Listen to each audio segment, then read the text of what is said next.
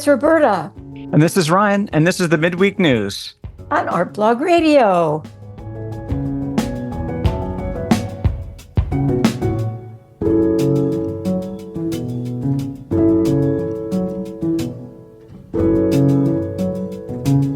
And how are you? I am fine. A bit frazzled today. It took a little bit of getting going. I think the rain seems to just have this weird effect. Soporific. It's like... I mean, I'm moving. It just seems like it's hard to coerce everyone else into the same sort of locomotion. And then your house becomes a cave. You know, it's very cave-like, the rain. It's like you don't want to go outside. It's all there. And it's dark in your house. You have to turn the lights on. Not a fan. Not a fan. But yeah, otherwise it's been good. It's been a positive week. Good. So things are moving along. Though the rain has kind of hampered, the bike practice has been canceled because of the weather. That's a bummer. Because I'm sure the kids miss that, right? This is with your kids up in Kensington High. Yeah, they really look forward to it. It really is a nice outlet where it's a lot of physicality without a lot of, too much strain. Or too many adults saying, don't do this, don't do that. Mm-hmm. And without being like overly programmed or working towards a game necessarily, but it's just like a lot of fun. Coming out riding bikes with your friends is a lot of fun. Memorial weekend is upon us. Yeah. What are you doing? Anything? Yeah, I'm going to go visit family in Baltimore. Oh, nice. I love Baltimore. I mean, I love Philly, but I like Baltimore a lot. It's a great city. So we'll get together down there, and I guess they're going to have a barbecue, which I don't know what vegetarians barbecue. So vegetables. I guess. Corn. Barbecue kind of has that, it's going to have a very specific barbecue-y flavor as opposed to turning on a grill or something. Yeah. Well, charcoal. I mean. I guess. Yeah, this week, looking at different events that were happening, it's pretty memorial focused and whatever. It's kind of an interesting holiday. What are we memorializing exactly? Is it all the soldiers of all the wars that have fought?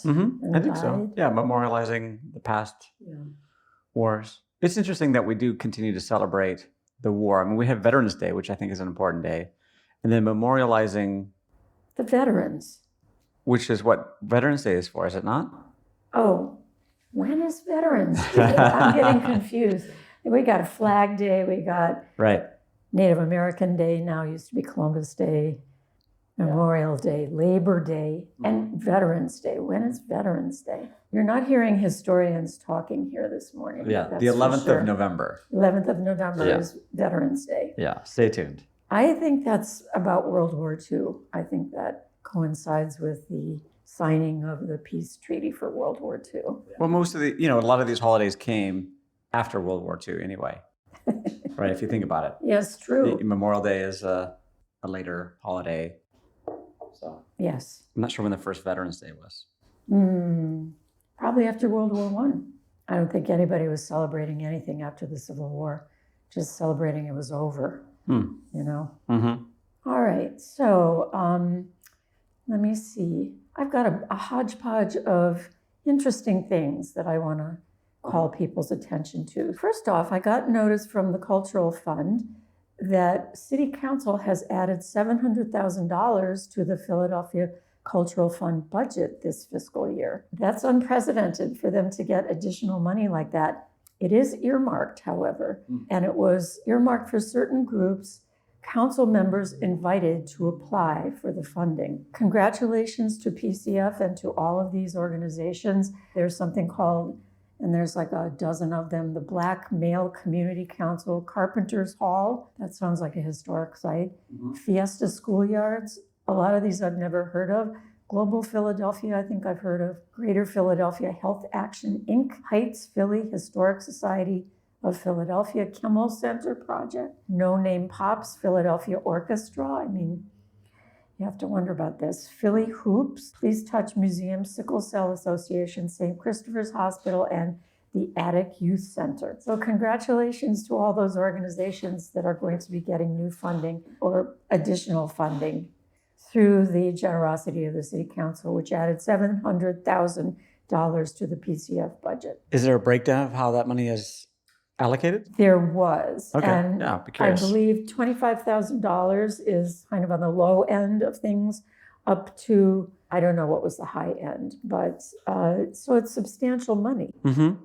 Yeah. Anyway, that means there's some movement on the budget, and which has not been written about in the newspaper. No. And so they're behind the scenes doing the wheeling and dealing, and I guess they're coming to closure soon if this has actually been announced as a thing that has been added to the PCF budget. So coming soon, your Philadelphia budget to your airwaves. Great. Secondly, I want to talk about the Library Company. The Library Company is one of these founded by Benjamin Franklin in the day of Benjamin Franklin. And they have a wonderful new exhibition funded by Pew in part called Beyond Glass Cases, community-oriented and involved and engaged project to look at what they have in their collection and say, what are we missing? What's not in here? What should we collect in the future? Who owns what goes in the glass cases and who put it there to begin with? So it's a really very worthwhile thing for them to look at as a collecting institution of historical documents. They're having a focus group on June 14th that you are all invited to. There's an RSVP, not tickets required, but they would like to let you know if you're coming. So we'll put that link into the post. The moderator for this focus group is Eric Marsh, one of our good friends from the NICE program at WHYY. Eric is a community engagement expert. He's phenomenal at getting people to talk and talk together. So it would be a wonderful place to come and talk about this important issue of whose history is it, who's collecting it, how can we access it, and how can we do better. Also, and this is interesting, they have a hotline, a phone hotline, where if you want to give them anonymous feedback, you can just call up the hotline and you can record your statement for them. No questions asked, and you just, say what's on your mind. So I thought that was really a wonderful outreach sort of that they were doing to the community, and I hope people go to the focus group. I think I will go to the focus group. I would like to be there. Okay, another thing you've probably heard, if you look at Artblog at all, you know that Cindy Stockton Moore, one of our writers, just wrote a very nice appreciation of Brendan Fernandes and his work. Brendan is a multidisciplinary artist. He was in residence at the Fabric Workshop and Museum. He uses dance and movement in his pieces, as well as he creates sculptural objects. He, in his residency, created some costumes, and he's got dancers, movement people who are going to perform some dances. And they've just announced the tickets are available. They're free. And it's for the weekend of June 6th, 7th, and 8th. Put in a link to Cindy's post so you can read it. His subject matter is migratory nomadic populations, which is very topical for today. So it should be really good. And there's some nice photos of works that he's done in the past that you can see in Cindy's post. Something that you may or may not be familiar with is the Calder Gardens is opening September 21st. So that's a big thing. We'll put in links to the site. They already said you can subscribe to their newsletter and their mailing list and become a member. So if you're excited about that, and this is going to be a horticulture forward museum. So think hanging gardens and hanging sculpture and inside outside architecture. I think it sounds and it looks like it's good. The last thing I want to mention is something I saw in The Guardian this morning. And they were talking in The Guardian. There was a piece about the Cannes Film Festival, which is on right now. There's been a lot of stories about good movies coming out.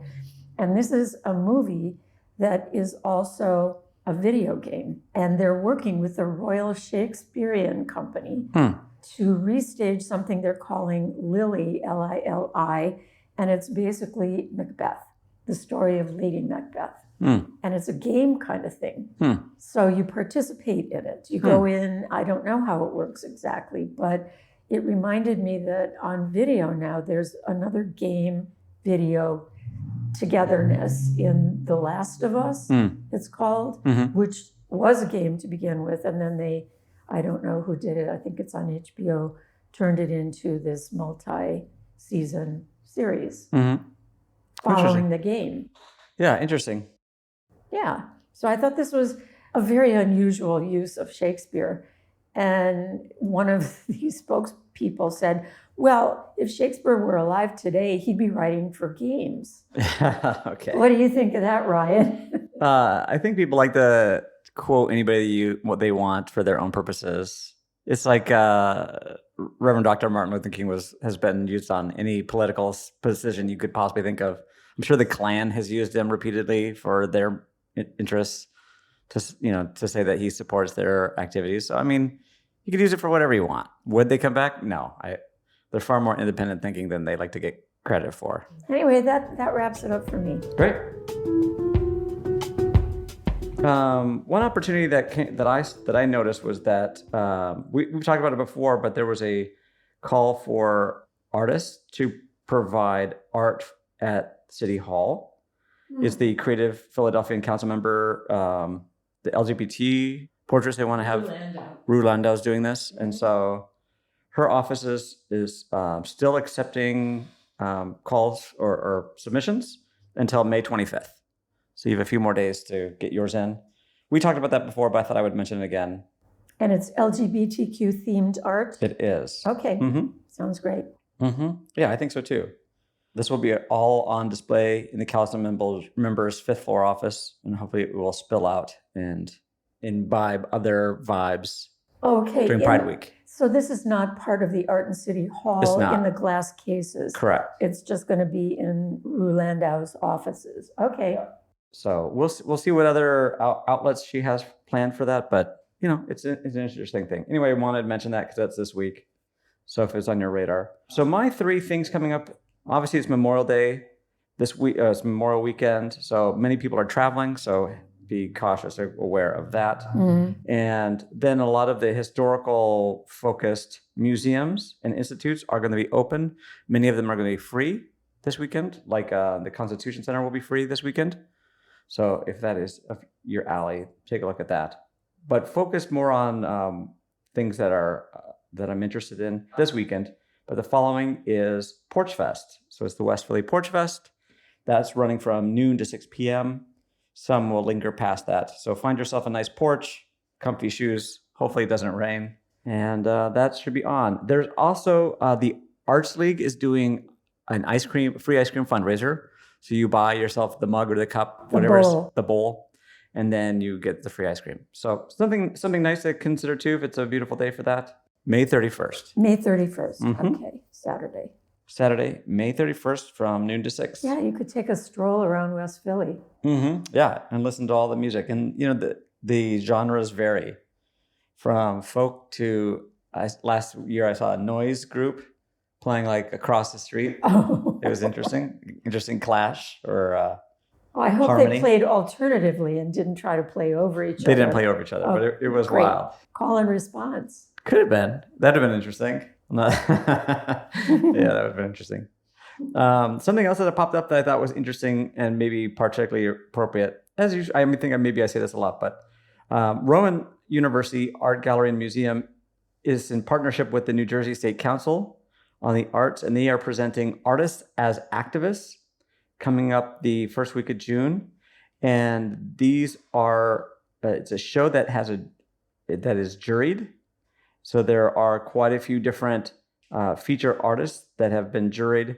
I think the jurors are interesting. It's Dr. Brittany Webb from PAFA, who we've interviewed a couple times and talked to about a couple different works that they brought in. And then DJ Duckett, who is the curatorial director at African American Museum in Philadelphia. Power jurors. Yeah, really interesting. So I think because the jurors, I think this show could just be a whatever show, but based on those jurors, I think the work is going to be really interesting.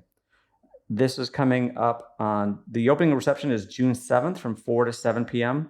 The show is free to attend. The opening reception is free to attend, but it's an RSVP, let them know you're coming sort of deal again. And we'll have links to that as well in the show notes. And then my theater pick of the week is Endlings. And Endlings is running for just a few more weeks, and then it's ending. I don't know if that's a pun.